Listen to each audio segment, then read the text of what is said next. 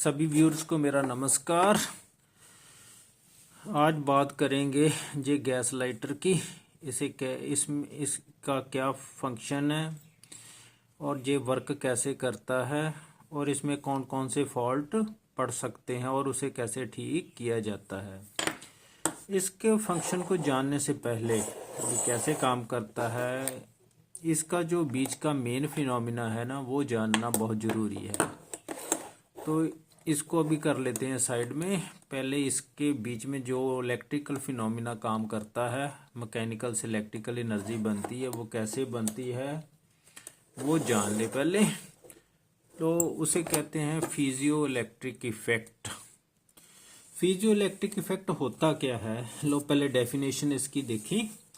The piezoelectric effect is the ability of a certain material to generate an electric charge in response to applied mechanical stress such as pressure or vibration। कुछ ऐसे materials होते हैं जिन पर हम pressure डालते हैं, force लगाते हैं और उससे क्या होता है, इलेक्ट्रिकल चार्ज पैदा होता है। कहने का मतलब पोटेंशियल डिफरेंस क्रिएट होता है। तो कैसे हो सकते हैं वो स्ट्रेस, कैसे हो सकती है, प्रेशर डाल के भी हो सकती है, वाइब्रेशन से भी हम ये इलेक्ट्रिकल चार्ज जनरेट कर सकते हैं।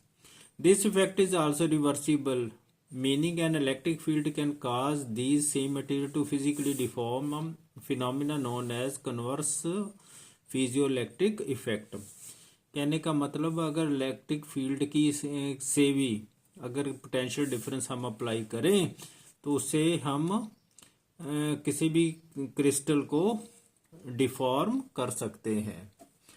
तो लो पहले हमारा तो मेन मकसद यही है भी इलेक्ट्रिकल चार्ज कैसे क्रिएट होगा जब हम किसी क्रिस्टल पर, सर्टेन क्रिस्टल पर मैकेनिकल स्ट्रेस अप्लाई करते हैं, जब मैकेनिकल फोर्स अप्लाई करते हैं, वही काम इसमें है।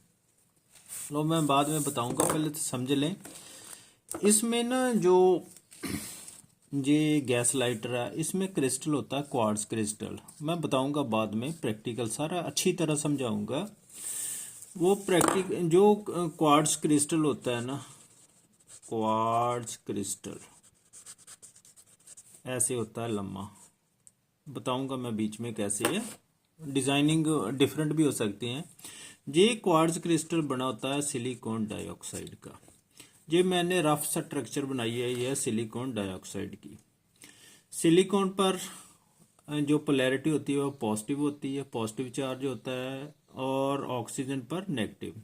ऐसे सिलिकॉन और ऑक्सीजन के बीच में बॉन्ड बने होते हैं ऐसे। जहाँ मैंने 3 सिलिकॉन के ले लिए, 3 ऑक्सीजन के, क्योंकि इलेक्ट्रिकली तो न्यूट्रल ही होता है। कोई भी आप मॉलिक्यूल लो चाहे एटम लो, वो इलेक्ट्रिकली न्यूट्रल होता है। कोई भी एटम लेते हैं दैट इज इलेक्ट्रिक, उसमें उतने इलेक्ट्रॉन होते हैं उतने ही प्रोटॉन होते हैं।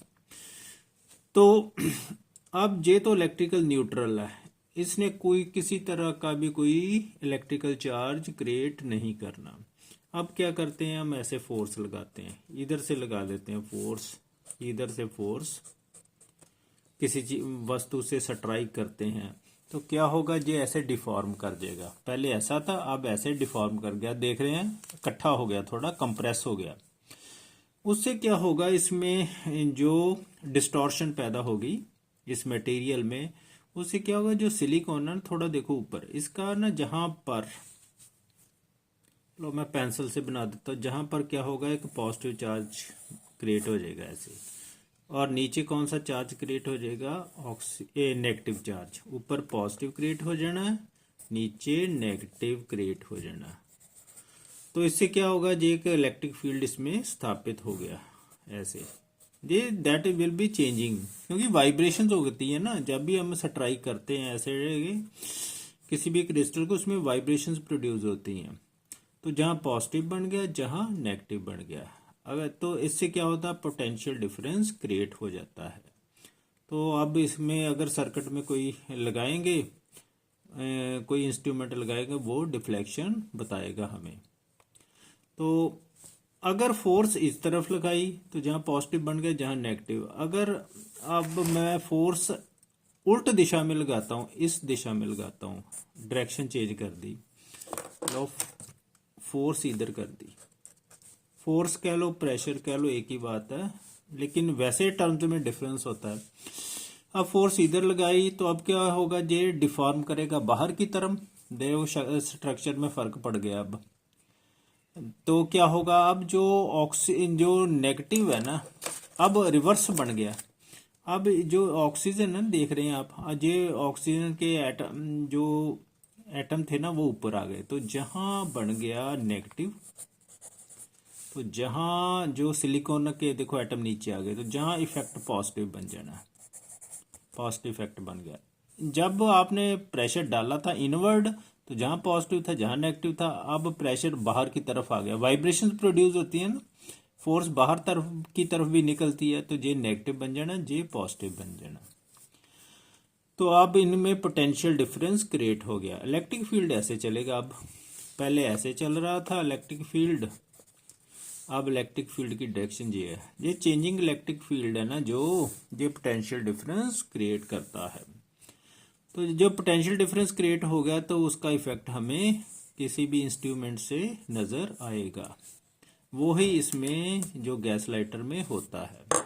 अब थोड़ी स्ट्रक्चर देख लें प्रैक्टिकली, तो बाद में हम इसकी बात करेंगे। तो ये है क्वार्ट्ज का क्रिस्टल, सिलिकॉन डाइऑक्साइड का बना होता है। जब मैं गैल्वेनोमीटर, सेंसिटिव गैल्वेनोमीटर जहां लगा दिया, तो ये पहले जब मैंने ऊपर से ट्राई किया इसके, ऐसे ऊपर से, इधर से भी सट्राई कर सकते हैं, ऊपर से भी, ऊपर से सट्राई किया है, दोनों तरफ से फोर्स लगी, इसने ऐसे अंदर की तरफ ऐसे डिफॉर्म हो जाना। तो उससे क्या होगा, ये पॉजिटिव बन गया, ये नेगेटिव बन गया। तो ये अब जो करंट ऐसे चलेगा पॉजिटिव से नेगेटिव की तरफ ऐसे, ये गैल्वेनोमीटर फिर इधर डायरेक्शन अपनी शो करेगा। अब क्योंकि वाइब्रेशंस हैं, अब फोर्स पहले तो नीचे की तरफ लग रही थी इसके, अब ऊपर की तरफ। अब ये इसने पतला हो जाना, डिफॉर्म हो जाना। तो ये एज एन एग्जांपल ले रहा हूं मैं, प्रैक्टिकली तो बात और होती है ना। तो इसमें इधर पॉजिटिव बन जाना, इधर नेगेटिव बन जाना, तो फिर करंट पॉजिटिव से नेगेटिव की तरफ ऐसे फ्लो करेगा। तो अब जो गैल्वेनोमीटर की डायरेक्शन इधर शो होगी, इसका मतलब इसका जो पॉजिटिव नेगेटिव है वो चेंज होता रहता है। वाइब्रेशंस जब इसमें प्रोड्यूस होती है क्वार्ट्ज के क्रिस्टल में, तो इसका मतलब फिजियोइलेक्ट्रिक इफेक्ट क्या हुआ, दैट कन्वर्ट्स वो फिनोमेना, दैट इज फिनोमेना जो मैकेनिकल एनर्जी को इलेक्ट्रिकल एनर्जी में कन्वर्ट करता है, या ऐसे कह लो mechanical energy converted to alternating current. तो इसमें अल्टरनेटिंग करंट प्रोड्यूस होता है। तो ये था फिजियोइलेक्ट्रिक इफेक्ट। मुझे उम्मीद है आपको अच्छी तरह समझ आ गई होगी, यही फिनोमेना इसमें काम करेगा। और नेक्स्ट वीडियो में लो इसका फंक्शन समझते हैं, ये कैसे कार्य करता है, पूरी कंप्लीट वीडियो में दिखाऊंगा आपको बना के।